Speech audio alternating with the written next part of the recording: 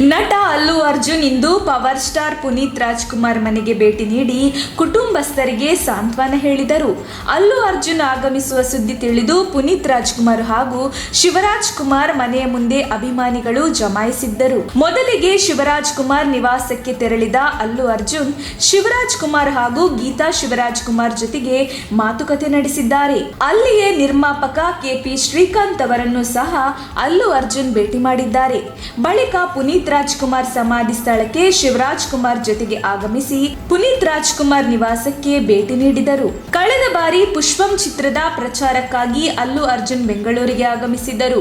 ಈ ವೇಳೆ ಅವರು ಪುನೀತ್ ರಾಜ್ಕುಮಾರ್ ಮನೆಗೆ ಭೇಟಿ ನೀಡಲು ಯೋಚಿಸಿದ್ದರು.